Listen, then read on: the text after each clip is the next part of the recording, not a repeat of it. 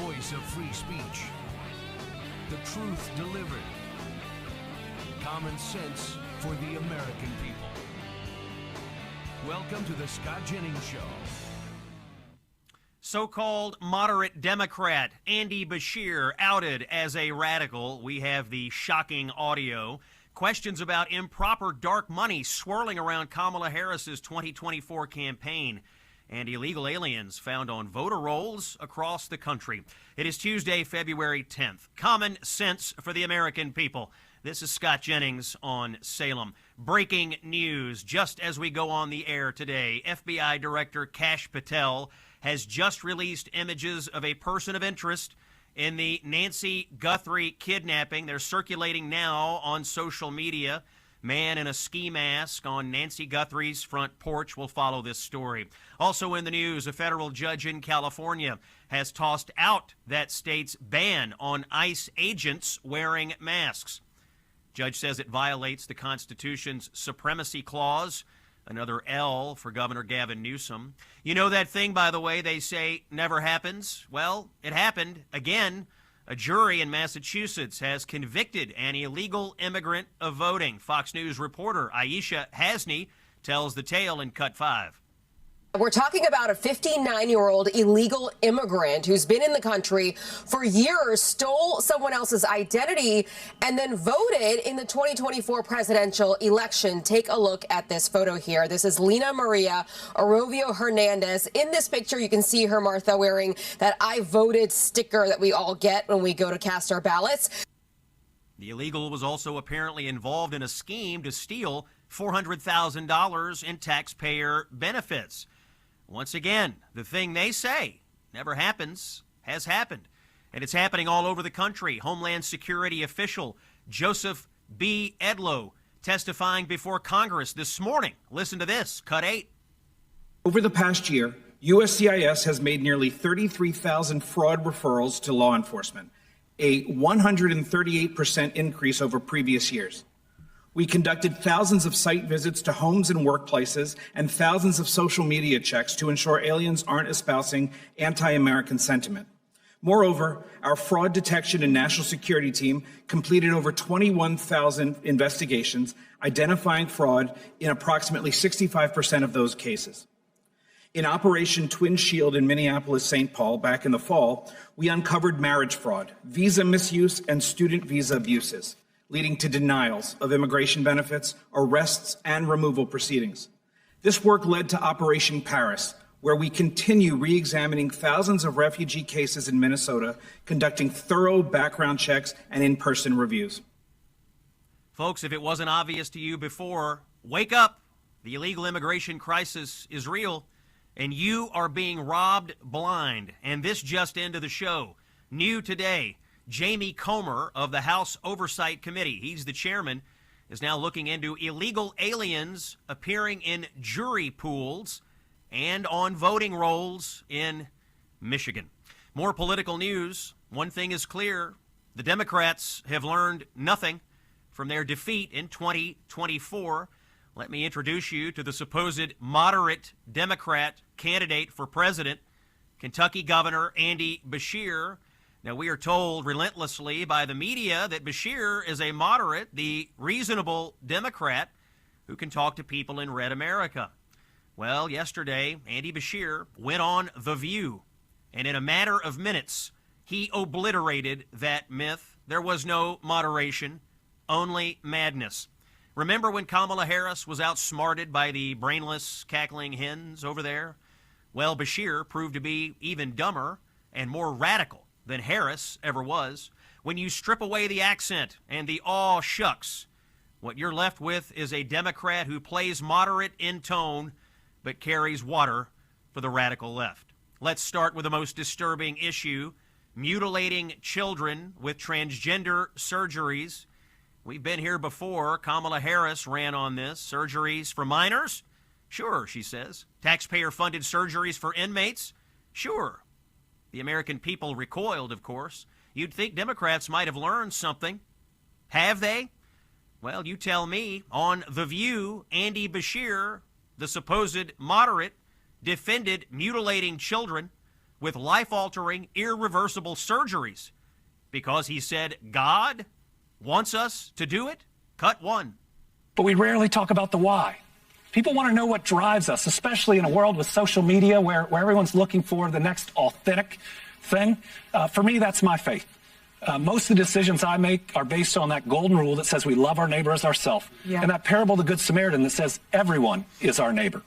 And so when I've taken actions like vetoing the nastiest piece of anti-LGBTQ legislation that ever came through my state, I described it in those terms. I said my faith teaches me that all children are children of God. And I didn't want people picking on those kids. Absolutely disgusting. Andy Beshear, one of these Democrats who uses religion and faith to justify every terrible thing they want to do, and they try to shame common sense Christians in the process. To these radicals like Beshear, faith is a punchline, nothing more than a political cudgel. There's nothing worse in politics or in the church than a wolf in sheep's clothing. And while Andy Beshear is invoking God, the medical consensus is moving the other way. Europe is pulling back. Doctors' groups finally admitting there's a lack of evidence. Long-term data shows regret, sterilization, and irreversible harm. The science and most of Western civilization is screaming to stop this madness, and yet Andy Beshear is telling you with a straight face that God wants you to mutilate these children. This is not compassion. It is not faith. It is moral depravity dressed up as virtue. On another issue where Democrats are wildly out of step with reality, voter ID, an 80-20 issue if there ever was one, virtually everyone supports it. Democrats, Republicans, independents, minority voters, and yet here is Andy Beshear on The View explaining why it is unreasonable to ask Americans to prove they are citizens before registering to vote. Here's cut two. Voter ID is something that a large majority of Americans support. Kentucky does require voters to show an ID for federal and state elections. Where do you fall on the SAVE Act specifically? Well, I consider myself pragmatic. You know, I think that we can agree that election security is an important thing. But when you create policies that are so onerous, you push people out who have the right to vote, who should be able to register. And so I think on any policy, you got to look at what's reasonable. Andy Beshear says it's not reasonable for Americans to prove they are citizens to register or show ID in order to vote. You need an ID to fly, buy beer, open a bank account, rent a car, enter the very capital where Beshear has his office. But to decide who governs the United States, Andy Beshear says that is asking too much. This is from the same party that lectures you endlessly about defending democracy. They don't want secure elections. They want unguarded elections. Again, there's nothing moderate about this. It is radical and deeply unpopular. And finally, the mask coming all the way off on immigration. Here's Andy Beshear on ICE, cut three. Well, every ICE agent should be withdrawn from every city and every community that they're in. Every agent, every city, every community. Andy Beshear has become the latest Jefferson Davis wannabe, believing that immigration laws simply don't apply in blue jurisdictions. Beshear knows this is what the radical Democratic base wants, so he spinelessly plays along instead of taking a common sense stand, which says, let's just simply enforce long-standing immigration law. Remember, this is the Democrat that we are told is the moderate. So let us be clear about what we're dealing with. On child transgender surgeries, Beshear, the moderate, sides with the activists, the trans cult, over parents and science. On voter ID, he sides with chaos over confidence. On immigration enforcement, he is thrown in with open borders and with the 20 million illegal aliens over the rest of America's actual citizens. If this is the Democrats' moderate, what does that tell you about the rest of their party? Andy Beshear didn't just go on The View yesterday. He exposed a Democratic Party so captive to its radical base that even its moderates can't tell the truth anymore. And ladies and gentlemen, the American people are watching. This is Common Sense for the American people. Scott Jennings broadcasting to you on Salem. A word from our friends at Done with Debt. If you're stressed about getting out of debt, it is go time for you. Listen to this. According to the Fed, many banks are tightening their standards. That means right now may be your best window to negotiate settlements before these lenders tighten even further. Done with Debt is one of the best I've ever seen at navigating debt relief. Last year, they enrolled over $100 million in debt for our listeners and others. Done with Debt helps you through the entire process so that you keep more of your paycheck every month. Imagine waking up without this weight on your shoulders and doing it without taking out another loan or filing for bankruptcy. Don't wait for the lenders to tighten up their policies. Visit donewithdebt.com. Do it now. Talk with a debt specialist. It is free to do so, and it takes but a few minutes. That is donewithdebt.com. When we come back, Clay Fuller joins us of Georgia. He has President Trump's backing to replace Marjorie Taylor Greene in Congress. Stay with us. Hey, it's Scott. I want to talk to you about our friends at Balance of Nature. You can find them, by the way, at balanceofnature.com. They have this thing called the Balance of Nature Whole Health System. These supplements are perfect for a resolution in the new year. It's kind of tough to stick with New Year's resolutions, and that's why Balance of Nature's Whole Health System supplements are one of the easiest ways to do it. They're very versatile. You do 2 scoops of fiber and spice and mix it easily into drinks, and it adds a warm, aromatic depth. You can also open 3 of your fruit supplements and mix the powder into a smoothie, or sprinkle 3 of the veggie supplements over one of the savory dishes that you're having for dinner. It's called Balance of Nature's Whole Health System. These supplements include 47 ingredients of 100% whole fruits, vegetables, spices, and fibers, perfect for your daily routine. 50% off if you do it now for 1 year when you subscribe to the Whole Health System from our friends at Balance of Nature. Get it at balanceofnature.com. Ready for more common sense? Here's CNN's senior political commentator, New York Times best-selling author, and America's favorite political pundit, Scott Jennings. It is Tuesday, February the 10th. My first guest today, District Attorney from Northwest Georgia. He works in 4 different counties. He has argued before the Georgia Supreme Court. He is a lieutenant colonel and a deputy staff JAG officer in the Air National Guard, and he is running in the special election March the 10th to replace Marjorie Taylor Greene in Congress. Clay Fuller is here. Welcome into the Scott Jennings Show, Mr. Fuller. Good afternoon, Scott. Thank you so much for having me. Well, we're glad you're here, and I'd like to kick things off by just simply asking, what made you want to run for Congress and follow Marjorie Taylor Greene? Well, I want to be a warrior for the people of Northwest Georgia, and I want to be a warrior for President Trump and have his back. And that was one of the things that it was an honor of a lifetime last Wednesday to get his endorsement. One of the things that he told me on that phone call was, Clay, you're a rocket ship. You're a rocket ship. And I told him, I really appreciate the endorsement, sir. And we're going to celebrate this victory and get out on the campaign trail and be the hardest working campaign in Georgia 14 to make sure that we win this on March 10th. So bottom line, I want to be a warrior for Northwest Georgia and have President Trump's back on Capitol Hill. So to be clear here, this is a special election. There are a lot of people running, but only one person in this race has the endorsement of President Trump, and it is you, Clay Fuller. When you spoke to the president, did you discuss any particular issues with him that he was focused on that day? No, there were no specific issues that we talked about. One of the things that he made clear was just go out and win this election and make sure that we can support him up there on Capitol Hill. One of the things he told me, he's got an 82% success rate. So he told me, Clay, 82%, Clay. So go and win the thing. So that's what our focus is. And we're going to go out and be the hardest working campaign on the ground and win every vote that we can and be up there fighting for him on March 11th. Clay, you're tough on crime. That's your record. And we have a lot of issues going on with law and order in this country right now. As you look at what's being done on immigration, as you look at the soft on crime policies of the Democrats around the country, if you make it to Congress, is this going to be an area where you're going to focus, tightening up here on the violent illegal aliens and the violent criminals who are plaguing many communities in America? That's one of the main campaign issues that I'm out there talking about. So as you said, an America First district attorney, tough on crime. And one of the things that I've seen over the last year with President Trump securing the border, I actually saw our fentanyl prices increase. So meaning that the supply was becoming less and less. We had criminal illegal gangs during the Biden administration who were operating in my judicial circuit, and we saw those individuals being taken out of the country. So when I'm on Capitol Hill, you need prosecutors and you need advocates who can articulate why ICE's mission is so important to enforce federal law.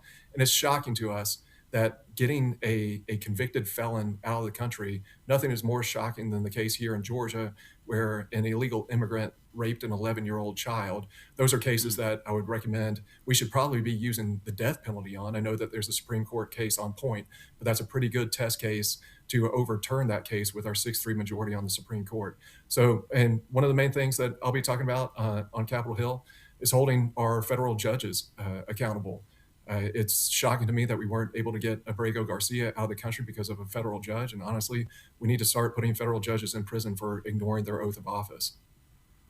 Clay, when you're out campaigning in the district, what are you hearing from voters? How do they feel about the economy? How are they feeling about having been represented by a Republican congressperson that turned against President Trump? What's the general vibe out in your communities when you're out shaking hands and asking for votes? It's really good. So they want to see somebody who's defending President Trump's record. They talk about, they understand the bad set of cards that President Trump was given when he took over in January of 2025. They know that we're winning the war on inflation. Prices will start coming down. And the biggest thing, one of the major issues that I jumped into this campaign to do is to support President's reordering of the global economy and make sure that manufacturing is coming back to every community in Georgia 14. Because I want a job where people can stay in our community and raise a family on one salary where their ancestors are buried. Vice President J.D. Vance and I have been on a parallel path. I kind of joke I'm a Dollar General J.D. Vance, but just with a better military service in the Air Force. So those are problems that are near and dear to my heart. Just make sure that that families here in Georgia 14 can raise a family on a salary that they're proud of. Clay, we've got just a few seconds left. If people want to support your campaign in replacing Marjorie Taylor Greene in Congress, where do they find you online? So clayfullerforgeorgia.com is the website. You can find out more about my background and information there. Like I was a Trump appointee in the first administration, but we're on X and we're on Facebook and we're on Instagram. So you can find all of our information and campaign material there. Clay Fuller, he is the Trump-backed candidate in Georgia, special election in March. He'll be replacing Marjorie Taylor Greene. When we come back, more updates from Washington, D.C. It's Scott Jennings on Salem. Stay with us.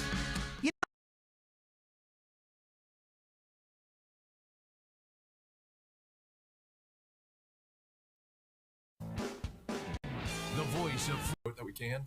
Will start coming down. For years, uaustin.org. That's uaustin.org. Joining us in just a moment, Congressman Brian Stile from Wisconsin. He's just off the House floor. We'll get a Washington update from him shortly.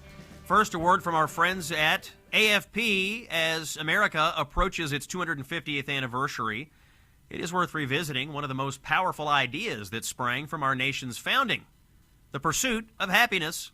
Our founders envisioned the freedom to work hard, raise a family, and worship freely. They did not envision big government programs and handouts. Our friends at Americans for Prosperity, AFP, believe the pursuit of the American dream is a core part of what makes this country exceptional, and that is why I am proud to partner with them on this special project. If you believe in the American dream and you'd like to celebrate what makes America special, I encourage you to visit A250toolkit.com, A250toolkit.com. Americans there are sharing their stories of how they're keeping the American dream alive. Go to A250toolkit.com, learn more, share your own story, because the American dream isn't a big government program. It is our own individual pursuit of happiness.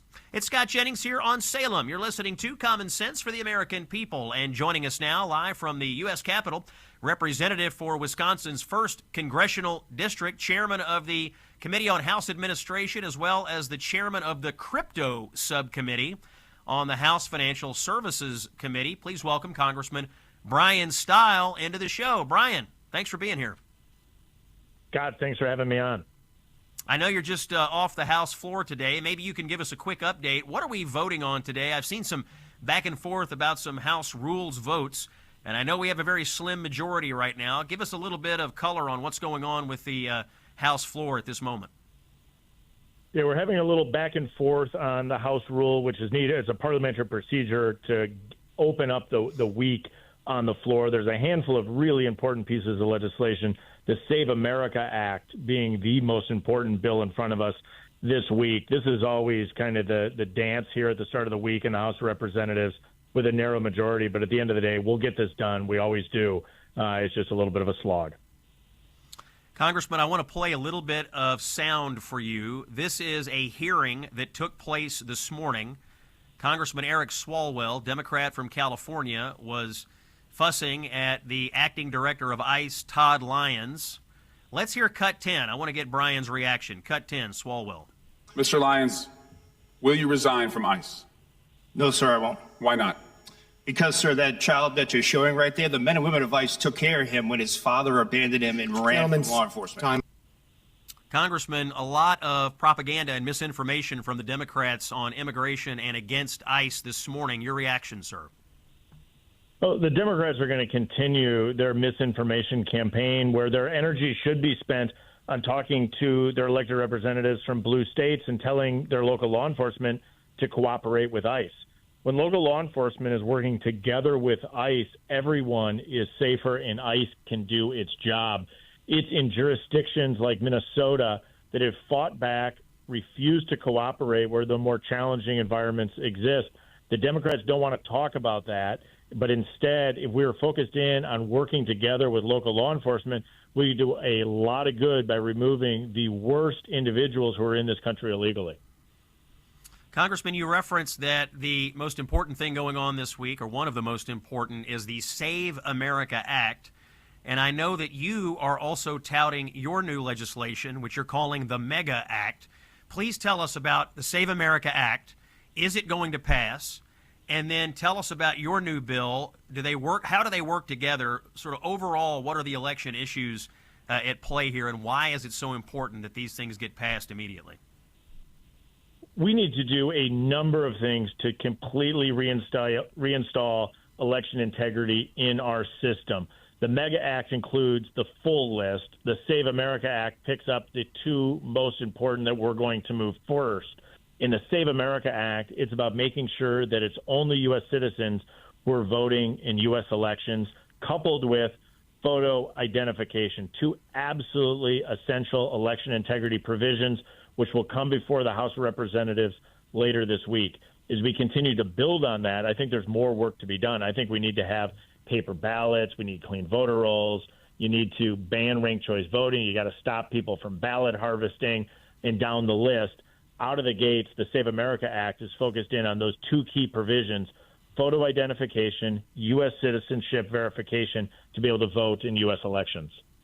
Yet Democrats continue to take the wrong side of an 80-20 issue. The American people want voter ID in this country. Democrats want it. Republicans want it. White voters, black voters, Hispanic voters, men, women, tall, short. Every kind of voter in America wants common sense voter ID. They only want American citizens voting in elections, yet your colleagues in Washington are adhering to these crazy talking points. Do they actually believe the things that are coming out of their mouth right now? Well, I held a hearing earlier today on the administration committee that I chair about these key election integrity reforms, and we heard the Democrats double down on their language. This is the same language that they used in 2021 when the state of Georgia put forward and implemented election integrity legislation. If we remember back about 4 years ago, then President Biden called the Georgia law Jim Crow 2.0. If you listen today, you're hearing Chuck Schumer call the Save America Act Jim Crow 2.0. But we can look back at the state of Georgia and say, how did it actually play out? The state of Georgia has held two major statewide elections since they passed their election integrity legislation. And what we see is strong participation, positive experiences, and people having more confidence in how the elections are operating. We have the opportunity to do that not just in the state of Georgia, but to move that across the entire nation by passing the Save America Act and implementing these key reforms. And in particular, photo identification is so obvious. It's so common sense. It's why it's popular. If you want to board an airplane, you want to open a bank account, or you want to buy a six-pack of beer, you ultimately need a photo identification. It makes sense that we also need that to be able to vote. I think that's why you're going to see it pass on the House floor, and hopefully we pull Democrats with us, although the majority of Democrats will continue to use their talking points and tell you that this is some sort of a bad bill. That's Congressman Brian Stile of Wisconsin, that voice you're hearing today on the Scott Jennings Show. Congressman, your MEGA Act, and you mentioned it a moment ago, raises the issue of ranked choice voting. We've seen this push in some states and some municipalities. You'd like to ban ranked choice voting. Tell us why. Ranked choice voting causes massive confusion with voters. And the challenge that we have is, how do we reinstall election confidence and election integrity across the system? You want to have one person, one vote. What you don't want is rigged choice voting, which is how states have implemented this across the country. And so the MEGA Act picks up all the key election integrity provisions that we need. You got to be able to have audible paper ballots. You got to ban ballot harvesting. What you want is photo ID and citizenship verification, which are parts of the SAVE Act as well. But ranked choice voting is a setup by Democrats to try to rig elections in otherwise Republican states to get the candidate of their choice across the line. But at the crux of it, it really confuses the electorate. Results in particular aren't known on the day of the election. And when results aren't known on the day of the election, that sows a lot of confusion and distrust inside the election system. It's why we should ban ranked choice voting. Congressman Brian Stile of Wisconsin is our guest. Shifting focus to housing. We have a housing shortage in America. Prices are high. Recently, the House passed a bill called the Housing for the 21st Century Act. I know you were a big supporter of this. It's cutting costs and red tape for American consumers. Tell us about this bill and how it's going to help people own a home. This was a big legislative success, which passed the House of Representatives in overwhelming numbers. It's a real opportunity to do two key things. One, break through the regulatory red tape that exists at the federal, state, and local level. And we need to do that because we need to build more housing. At the end of the day, we're about 6 million housing units short in the United States. It's one of the biggest drivers that's driving up costs for families who are trying to get into their first home or a bigger home as their family grows. Making sure that we are increasing supply by cutting regulatory red tape is the focus of the Housing Act that passed the House of Representatives. And what we're trying to do is bring down that cost of housing so that families can move into a home that they need. Congressman Stile, you serve on the Financial Services Committee, and specifically you run the subcommittee that deals with cryptocurrency. There's a lot of volatility in crypto right now. What are some of the key proposals coming out of your subcommittee that Americans need to be aware of? There is volatility inside the crypto space. It's all the more reason that we need the regulatory framework that we call Clarity. Clarity passed the House of Representatives and puts in place a regulatory framework that does two key things. One, it protects consumers with appropriate disclosures. That's important. But it also sets up the United States to outcompete, in particular, China. What we saw under the Biden administration was anti-crypto legislation that had two negative implications. One, it prevented the United States from being the leader in innovation and development in this space. But two, it shifted that outside the United States of America. And so as we look at, for example, the FTX debacle or other challenges that we have seen, the bulk of those challenges have occurred outside the United States. President Biden was pushing that outside the United States, putting his head in the sand alongside the Securities and Exchange Commissioner, Gary Gensler. As President Trump has come in and declared that this is going to be the golden age of digital assets, we have put forward a pro-digital assets agenda, building out that regulatory framework so that there is clarity for people that want to innovate and develop in the United States. It's good for business in the United States. It's good for jobs. And it provides the consumer protections that are needed to make sure people understand that they are safe engaging in the space. Congressman, final question. How is the work going on banning members of Congress from trading stocks? A lot of conversation around that. Do you think that will happen this year? I am optimistic that it will. I introduced the Stop Insider Trading Act. We are approaching 100 members of Congress who've co-sponsored the legislation. I have a commitment from leadership that they will bring this legislation to the House floor, and we passed it out of committee 8-4. So we have an opportunity to prevent members of Congress from buying stocks once they become members, to have pre-disclosure if there's a sale. The goal here is to make sure that the American people know their member of Congress is coming to Washington to serve them, not to line their pockets. It's my view that if an individual wants to day trade, there's a place for that, and it's called Wall Street. We don't want people coming to Washington to trade stocks. We want you to come to Washington to serve and move this country forward. Congressman Brian Stile of Wisconsin, thanks for joining us, and good luck in the House this week. A little bit of news on aches and pains, and we have a letter here from Tom in Texas, age 85. Tom was having issues, pain, keeping him from riding his bike and flying small aircraft. He was a flight instructor. What did he do? He called up Relief Factor. Now his lower back pain is gone, hip pain virtually gone, some long-standing issues with his fingers improving.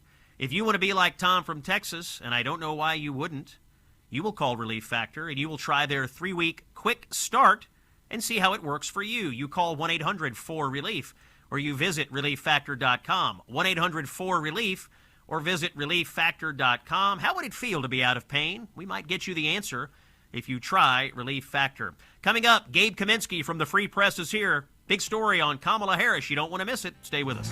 The very definition of never back down. Here's Scott Jennings. It is Tuesday, February 10th. We have a story for you today about massive amounts of dark money flowing through Democratic politics.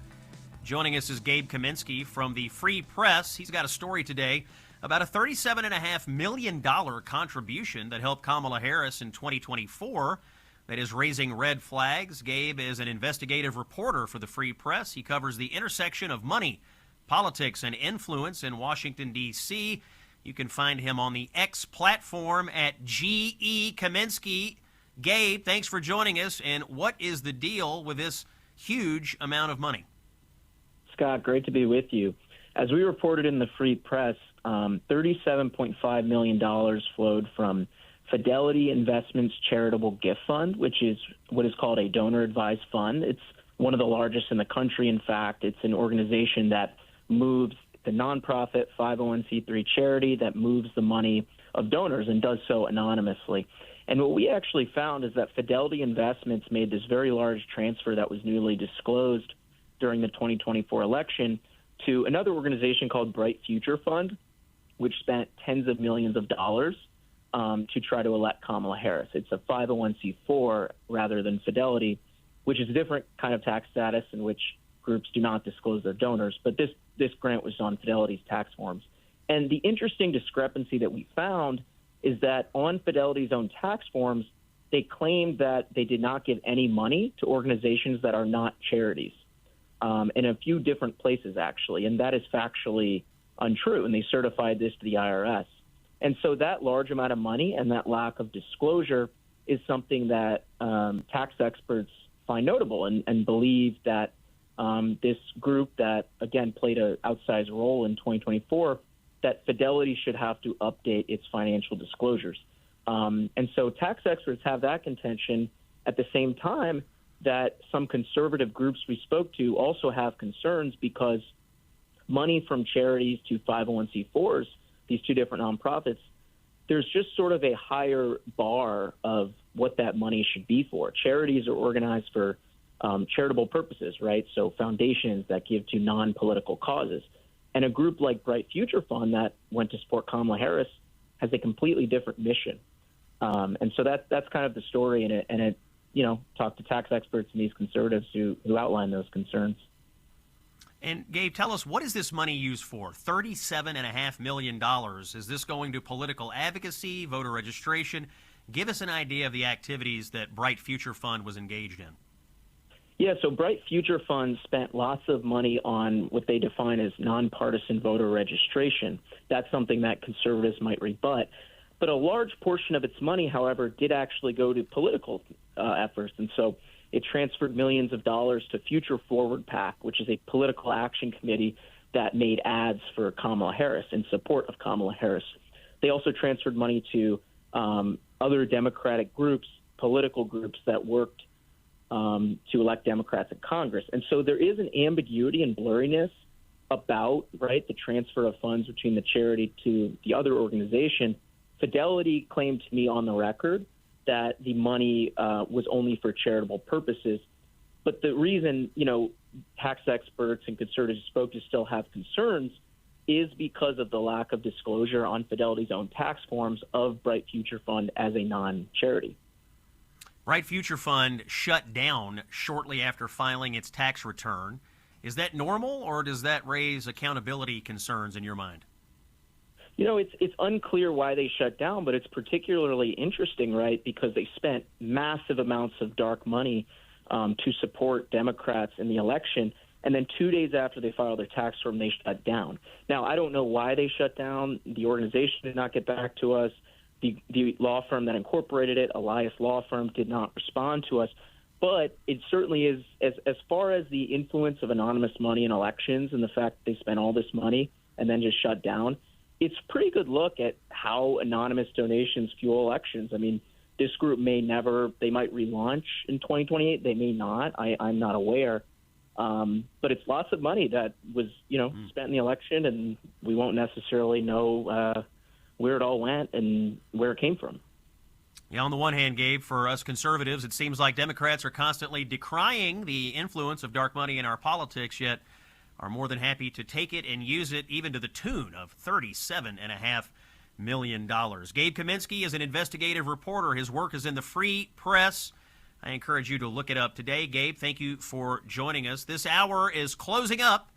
I do want to remind you briefly about the cruise that Mike Gallagher and I are taking in November. Text the word cruise to 94878 if you want to join us. You have a personal invitation from me. We have more to come in the next hour. It's Common Sense for the American People. I'm Scott Jennings. You're listening on Salem.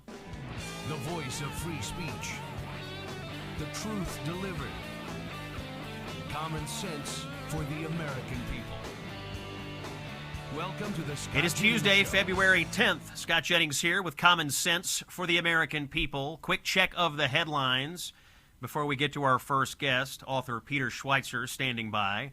We have breaking news in the Nancy Guthrie disappearance case.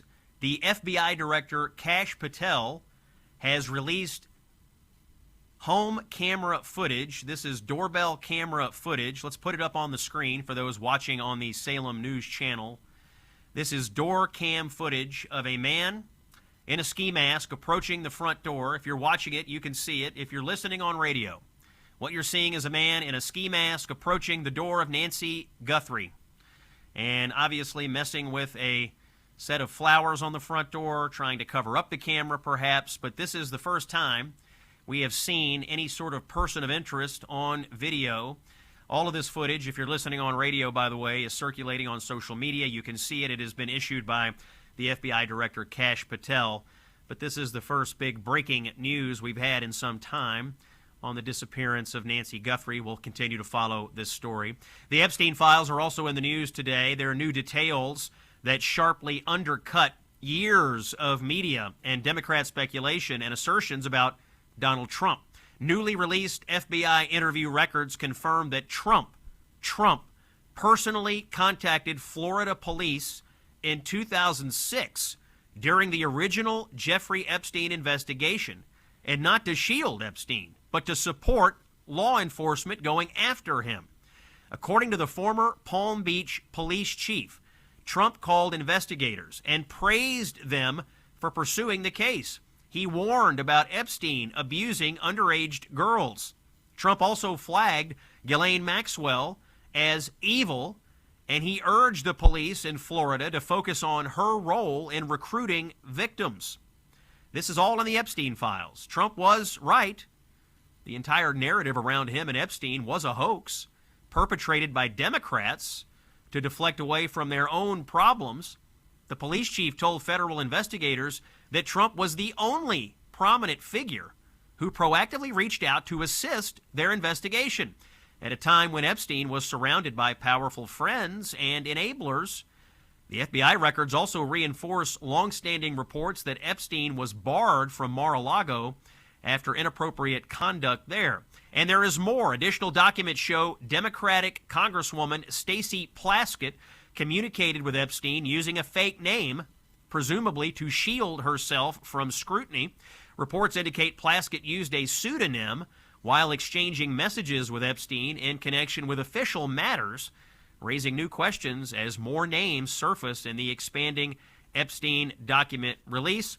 We'll have more to come as the Epstein files continue to be reviewed, but it seems to me there's vindication here for Trump and more trouble for Democrats than the media has ever wanted you to know. It's Scott Jennings on Salem. Joining us this hour, author Peter Schweitzer is here, investigative reporter and New York Times best-selling author. He's here to discuss his new book, The Invisible Coup, How American Elites and Foreign Powers Use Immigration as a Weapon. Peter is #1 on the New York Times bestseller list for a second week in a row. Peter Schweitzer, honored to have you here on the Scott Jennings Show. Welcome, sir. Oh, well, I'm honored to be here, Scott. Thanks so much for having me. Peter, what made you decide that now was the right moment to write The Invisible Coup? What bothered you enough to put this book together and get it out to the American people? Well, Scott, as you know, as an author yourself, I mean, it takes time to write something. This was a 2-year process. I started working on this book in the spring of 2024 when people were streaming across the border, and we've had this vigorous debate in our country about immigration as it relates to wages, crime on our streets, et cetera. Very important conversation. But I felt like we were missing some of the deeper implications, what I call the weaponization of immigration. And that's really what I try to expose in the book, pointing out that when people come here, they not only bring themselves, maybe family members, their language and their culture, they also bring political networks. And these are political networks that are designed to undermine the United States. And they're waging essentially civilizational warfare on us. Those are the phrases they use, those are not mine myself. Peter, in your book, you argue that immigration is far beyond just an argument about border security, but it is a coordinated strategy aimed at America. In plain English, what alarm are you sounding here for the American people about the crisis of immigration in our country?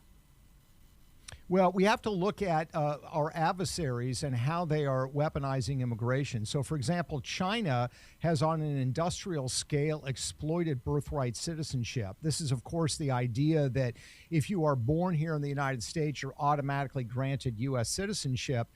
China's exploited this on a massive scale through a birth tourism industry that the CCP has encouraged. And what that means is they will fly a pregnant woman to the United States. She gives birth here. The child is given a birth certificate, U.S. citizenship. And then when the child is old enough to travel, after a couple of weeks, they fly back to China where the child is raised. We don't keep track of those numbers in the United States. We have no idea how many people have done it. But in China, they've estimated the numbers, and the numbers are eye-popping. They're saying, Scott, that every year for the past 13 years, roughly 100,000 Chinese babies have been born in the United States and are returned to China. So what does that mean? That means that there are more than 1 million, quote-unquote, U.S. citizens being raised in mainland China. When they turn 18 in China, they're going to be able to vote, donate to political campaigns, apply for government jobs. This is a massive, massive exploitation of our immigration system. Countries like Mexico and movements like the Muslim Brotherhood, they have different methodologies, but the goal is the same, to subvert the United States through immigration. The book is called The Invisible Coup. The author is Peter Schweitzer. He's with us here on the Scott Jennings Show. Peter, you did a lot of reporting on China. You also detail a U.S. visa program that was linked to a Chinese spy that funneled money into American politics. Tell us about how that system operated. What does it tell us about foreign influence in our elections? Yeah, great question, Scott. This is the EB-5 visa program. You know, sounds like an interesting idea. This was a law that was passed in the early 1990s, which said if you invest $1 million in the United States and you create a certain number of jobs, you can get permanent resident status in the United States. Okay, maybe that idea is a good idea. The problem is the person that pushed this and got this passed in Congress was a lobbyist named Maria Tsai, who it turns out later was a Chinese spy. So we have this visa program as a result of the efforts of a Chinese spy. And so it's not surprising that this program is dominated by Chinese nationals. More than 90% of the people that get permanent resident status in our country this way are Chinese nationals. The problem is, Scott, is that they don't actually spend much time living here. They remain in China. So why would they want permanent resident status in the United States if they're not living here? The answer is very curious and shocked me. And the fact is, if you have permanent resident status in the United States, even if you live in China, you can't vote in our elections, but guess what? You can donate to our political campaigns. So this visa program allows Chinese elites to put tens of millions of dollars into U.S. political campaigns. We document a lot of that in the book. Suffice it to say that money breaks 80 to 20 Democrat Republican, but it's a massive campaign vulnerability. And we need to look at closing this loophole. The notion that foreign nationals that aren't living here, that can't vote in our elections, are financing campaigns, I think is a massive national security problem. The author is Peter Schweitzer. His #1 book on the New York Times list is called The Invisible Coup. 30 seconds, Peter. I'll just ask you a simple question. Is the United States of America under attack from foreign countries? Is that what you uncovered in this book? Yes, I did. And the good news is I had a meeting with President Trump in the Oval Office for about 55 minutes before the book came out. The Treasury Secretary Bessent and the Secretary of State Marco Rubio were there as well. I went through the facts, and I think we're going to see some action on some of these fronts. So in that basis, I'm encouraged. But yes, we are absolutely under assault, and we need to view immigration in that context. And then once we address these issues, we can look at the broader debate of how much legal immigration do we want. The author, Peter Schweitzer, the book, The Invisible Coup. It is #1 for a reason. Eye-popping data, information, and evidence that the United States is under attack from our foreign adversaries. Peter, thank you for joining us here on the Scott Jennings Show. A quick word from our friends at Relief Factor. The latest listener story coming in from Keith in Washington, an active man, former college athlete, a martial arts instructor, teaching multiple classes a day. Somebody that active, though, he was feeling worn down. He had knee pain, he had neck pain. He tries Relief Factor, and voila, he's able to keep training, and he was able to earn his black belt. We're using it in the Jennings household. My father, no spring chicken, but he's hopping around like one down in Florida as we speak. I spoke to him this morning. He played golf today. He said, thanks to Relief Factor, absolutely no pain on the golf course. Try their 3-week quick start. Relief Factor. You don't want to miss this opportunity. Call 1-800-4RELIEF or visit relieffactor.com. Let's see if we can get you out of pain. When we come back, we'll talk about body cams and Democrats' about face. Stay with us here on The Scott Jennings Show. Straight talk without the bluster. When you positively need the truth, this is where you come. The Scott Jennings Show. It's Tuesday, February 10th. Scott Jennings on Salem. Common sense for the American people. I want to talk to you for a few minutes about this body camera business. I honestly couldn't believe what I read in Politico over the weekend. You won't believe it either. You know, for months, Democrats told us that the answer to every dispute involving ICE was simple: body cameras. They said it on cable news. They said it in press conferences. They said it in letters, legislation, floor speeches. Chuck Schumer said immigration agents should lose the masks and add body cameras. Hakeem Jeffries called body cameras a common sense reform. House Democrats demanded body cameras as a condition of oversight. The message could not have been more clear. If ICE had body cameras, we'd finally know the truth. Okay, fine. Cameras it is. The Trump administration, Homeland Secretary Kristi Noem said, we'll send body cameras to ICE agents in Minnesota. And yet, listen to this headline from Politico, and I quote, Democrats fear body cameras could be ICE's new mass surveillance tool. What now? Mass surveillance? These are the same cameras that Democrats had been demanding, the same ones they said were necessary, the same cameras that they told the country would bring accountability and justice. What changed? Well, I'll tell you what changed. The cameras are turning on, and now Democrats are worried about what they might show. Suddenly, they're not worried about transparency. It's privacy concerns. Suddenly, they're not worried about getting the truth. They're worrying about who controls this video. There's no coincidence here. It's a tell. Body cameras do not lie. They do not spin. They don't post on social media. They don't attend activist trainings. They just record reality. The reality is, if your entire political strategy depends on unverified accusations, selectively edited clips, and instant outrage before the facts come out, then body cameras destroy that model. Body cameras take away the radical's favorite weapon, the ability to lie about law enforcement. With body cameras, the public gets to see everything. And that's why panic is setting in. Let's be honest. If Chuck Schumer truly believed that body cameras were about accountability, he'd be cheering this today. If Hakeem Jeffries meant common sense when he said it, he wouldn't be trying to wrap that common sense in new restrictions and fine print. Real transparency doesn't come with an escape hatch, folks. Here is the truth that Democrats now won't say. The Trump administration called their bluff, and the Democrats don't have the courage to tell you the truth, that body cameras overwhelmingly protect and support law enforcement. They document the professionalism of law enforcement, of ICE. They expose false allegations, and they repeatedly show restraint under enormous pressure. And when the footage contradicts the activist narrative, well, that's not surveillance, that's evidence. This was never about civil liberties. It's about narrative control. Oh, they love the body cameras when they thought they'd confirm the worst accusations, but they hate them now that they're actually in action, and they might show that ICE agents actually, most often, do their jobs lawfully, calmly, and correctly in the face of angry mobs. Don't let Democrats have it both ways.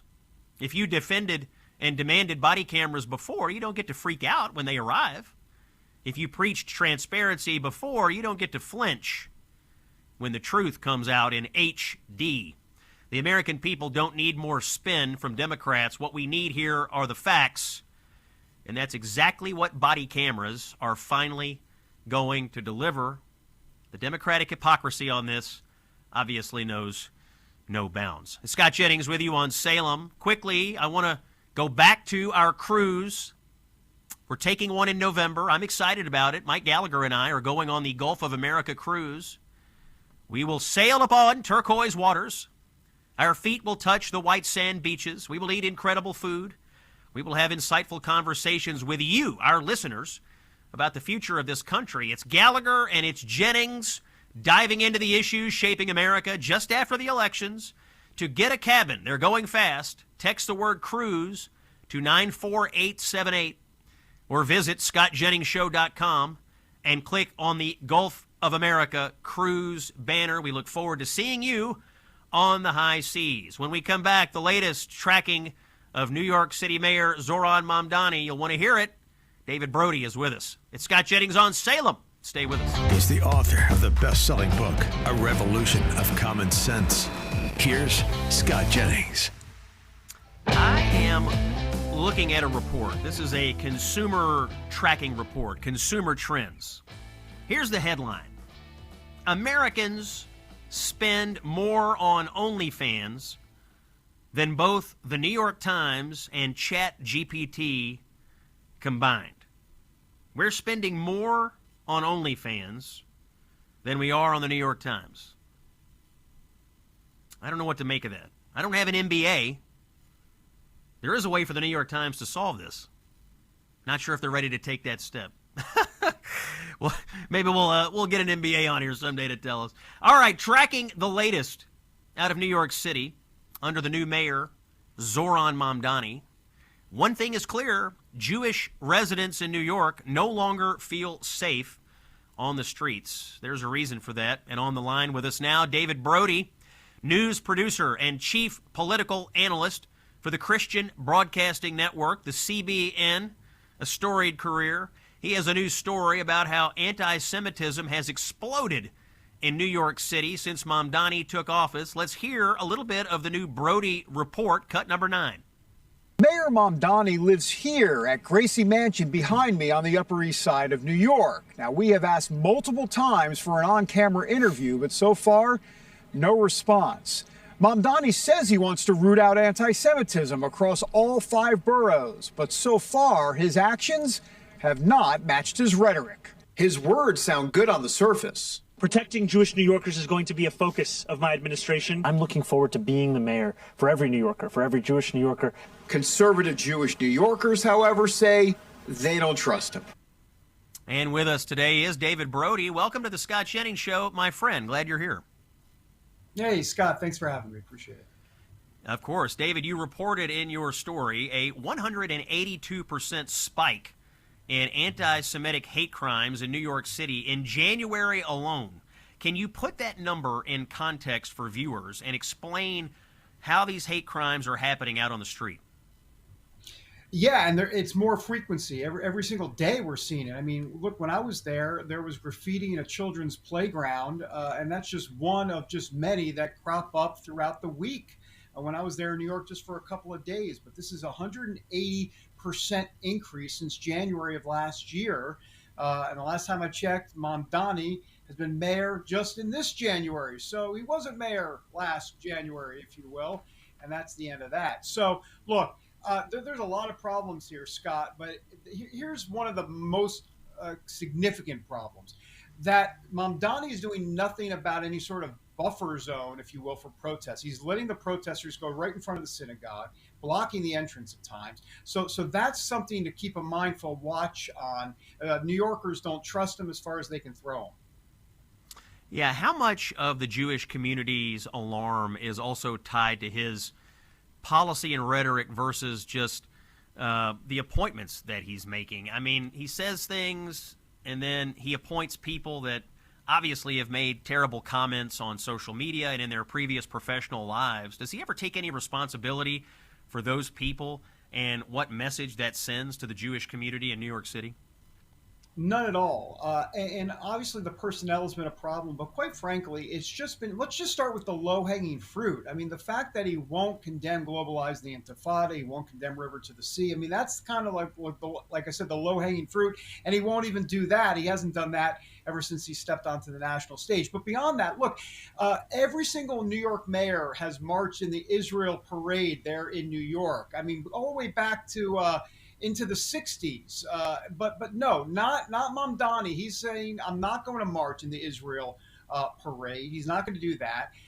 If Benjamin Netanyahu, as we know, comes to New York, he'll have him arrested. Boycott, divestment, and sanctions. Knock yourself out, New York City employees. You know, the mayor before this, Eric Adams, said, no, we're not going to let New York City employees do anything with boycott, divestment, sanctions at all. But Mamdani is saying, I got no problem with that. And then, of course, in terms of the Holocaust Remembrance Alliance, the International Holocaust Remembrance Alliance, he has had problems with that, so he's rescinded the definition there. In essence, it's too broad for his taste. So you put all that together, they've got a lot of problems with him. I've heard from many Jewish leaders, they want a clear, unequivocal rejection of the phrase globalize the Intifada. You referenced that a moment ago. Has Mamdani ever directly addressed this demand? It would be easy for him to do, but what's he said about that lately? He says it's not the language he would use, but he doesn't want, then he does the whole First Amendment free speech, yada, yada, yada, Seinfeld routine. But, give me a break. I mean, how do you not just say that is simply not appropriate? I mean, it's not that hard to say, but obviously for Mamdani it is. And clearly Jewish New Yorkers believe there's a reason for it. Look, I grew up as a Jewish New Yorker. I've got a little street cred in the game, if you will. I grew up as a Reformed Jew in New York. I gave my life to Christ in 1988. I'm a born-again evangelical now, but I'm Ancestry DNA 100% Ashkenazi Jew. So I know how this operates. I've seen this script before in other places, but in New York especially, it's troubling. And here's the problem for Mamdani, quite frankly, Scott. It's not just Orthodox Jews. It's not just conservative Jews. There are Reform rabbis that have real concerns. I went to a Reform Temple. I was bar mitzvahed and everything. Temple Emmanuel in New York City. There are Reform Jews that say, we've got some problems with Mamdani's ideology. So this runs the gamut across all different sects of Judaism. This is David Brody from the Christian Broadcasting Network, our special guest here in the 2 o'clock hour today on the Scott Jennings Show. He has a new report about the dramatic increase in anti-Semitic attacks in just the month of January in New York City. David, I'm interested in how law enforcement is reacting to all of this. Did you talk to anyone in the NYPD? Did you talk to police sources about this dramatic rise in anti-Semitic incidents? If so, what are they saying about it, and do they have anything to say about whether or what they've been ordered to do about it by the mayor's office? The protesters that I talked to specifically that have been talking to law enforcement, we were there about 24 to 48 hours. So we were talking to a lot of the, when I say the protesters, I'm talking about the pro-Zionist protesters who were there to combat the radicals on the other side.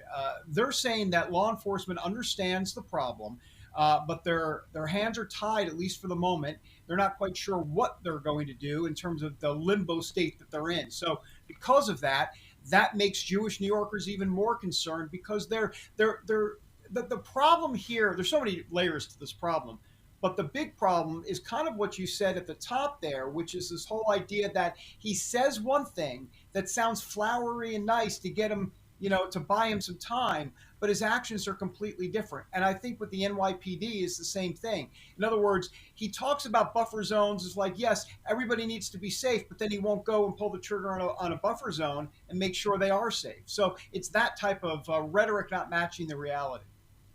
I'm really interested in this promise that he made both during the campaign and after, that he would send the New York Police Department to arrest Benjamin Netanyahu if he set foot in New York City. What do you think the NYPD would do if the mayor ordered them to go arrest a foreign head of state like Netanyahu, who, by the way, runs a country that is an ally of the United States?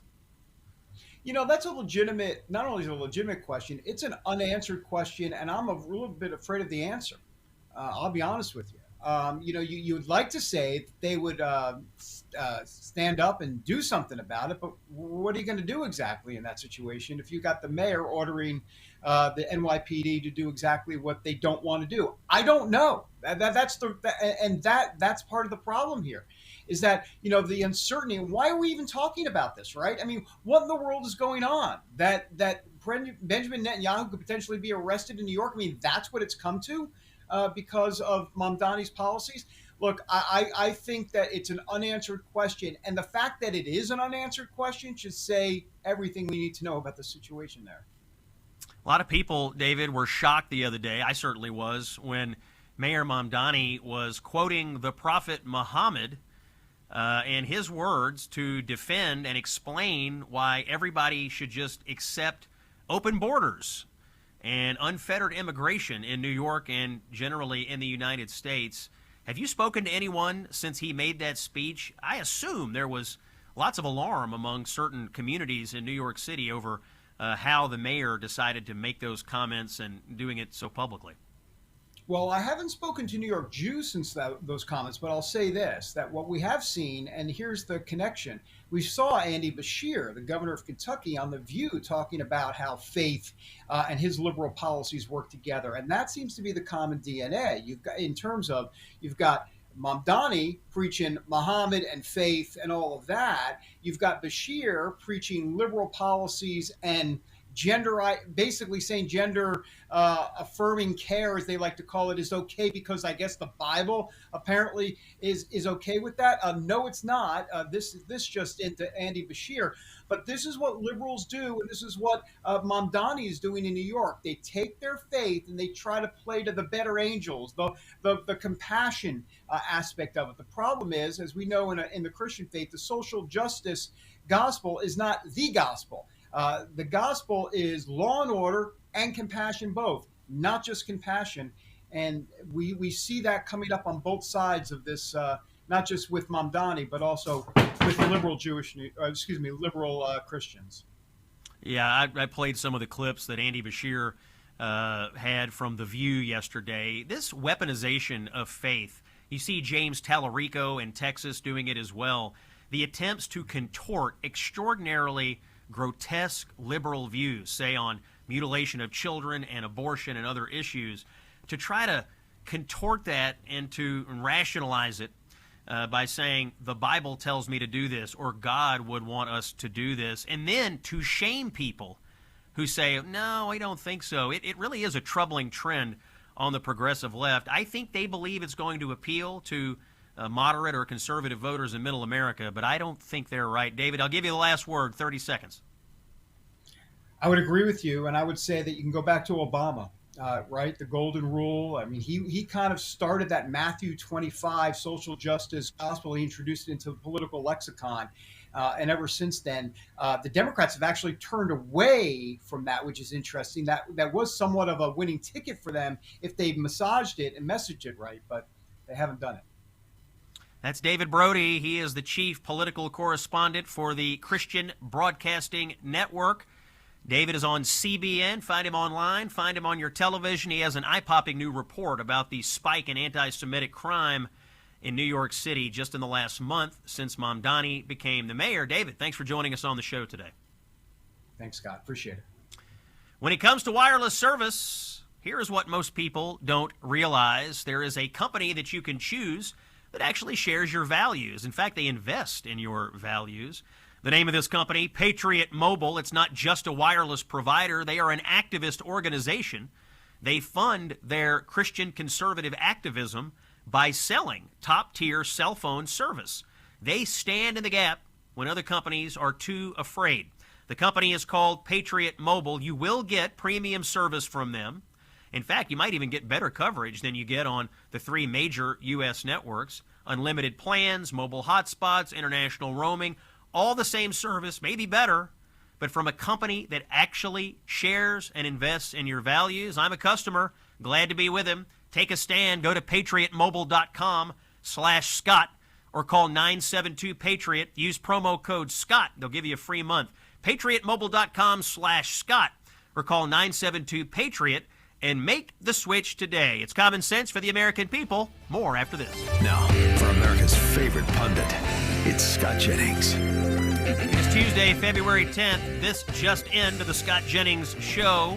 White House Press Secretary Caroline Leavitt at the podium. Let's hear cut 15. I will just point out that there are a lot of wins in the news this week that people in this room have not asked about because you continue to ask questions about the same subject, so let me point them out for you. Again, on Friday, the Dow shattered 50,000 for the first time ever. This week, the American Society of Plastic Surgeons came out in opposition to gender mutilation surgeries for children. They are the first major medical group to do so. A federal appeals court today, nobody asked about that, just upheld the Trump administration's policy of detaining illegal aliens, validating the strong measures that have driven illegal crossings to historic lows, and sent a crystal clear message that under President Trump, if you enter the country illegally, you will be detained and removed. The murder rate, again, not a single question about this, has plunged to a 125-year low as crime falls across the board thanks to President Trump's crime crackdown. We also saw this week national median rents have fallen to a 4-year low following 6 consecutive monthly declines, and mortgage affordability has surged to a 4-year high. Home ownership is the core foundation principle of the American dream, and I will repeat that mortgage affordability this week surged to a 4-year high, but not a single of mention of that in this briefing room today. And again, this came out last Friday, but for an unprecedented 9th straight month, there were 0 illegal border crossings at the southern border. So we're going to get back to business. The president is very busy today, and you will see him all tomorrow at the event in the East Room touting his administration's energy policy. Thank you. White House Press Secretary Caroline Leavitt battling the reporters today. Wrapping up the show today, a story out of my home area, Louisville, Kentucky. A local judge there named Tracy Davis in the courtroom had a convicted rapist and kidnapper in front of her. The jury recommended 65 years. The judge here, Tracy Davis, cut it in half to only 30 years. Let's listen to this crazy story. Cut 7. But Judge Davis thought the jury's recommendation was too long. She feels he hasn't mentally matured yet and never had a real shot at getting any help early in life. But if you were to come in here and instead of being hurt and angry, which is what this court hears, right, as a 20-year-old African-American male that has been, experienced this society, etc., and you would show that, yes, okay, this is the situation. This is who I am. I don't want to be this person anymore. I don't want to be in jail for forever. Thompson repeatedly stated he did not care, not about his sentence, the victim, or her family. But Judge Davis emphasized she's the one that holds the pen, and regardless of what the media may think, she applies the law. To her, 65 years was an extremely long time. As she puts it, it's his whole life, one she doesn't believe should be spent entirely behind bars. This court does not believe that Mr. Thompson, if given the resources that he can get while incarcerated, is beyond being rehabilitated. That was from Wave Television in Louisville, Kentucky. Folks, there is a sickness in our judicial system, activist judges, specifically at the local level, with ulterior, non-legal motives when they are deciding serious criminal justice cases. In this case, a man convicted of rape and kidnapping was sitting in front of a judge. A jury recommended 65 years. The man expressed no remorse, promised more violence, could have cared less about what he had done to the victim, what he had done to his community. And we have an activist judge sitting on the bench saying, I think I'm going to actually cut this sentence in half because of the color of this man's skin. I think I'm going to cut this sentence in half because I don't think he was treated fairly by society. This has nothing to do with the law, ladies and gentlemen. This has everything to do with judicial activism, social engineering. It's not legal. We can't allow this to continue. If your judges are locally elected, you have to pay attention to what they were doing. You have to protect the rule of law. We have seen this play out in communities across the country. Judges letting violent people off with lenient sentences. They wind up back out on the streets. And guess what? The most likely tell that you will commit a violent act is if you've already committed one. And yet there are judges in Louisville, Kentucky, in North Carolina, in states across this country that are more than happy to go outside the law and put violent people back out into the streets to terrorize and victimize you. Vote like your life depends on it. It probably does. We're done for the day. Back tomorrow. It's Scott Jennings on Salem. Thanks for listening. Common sense for the American people. This is the Scott Jennings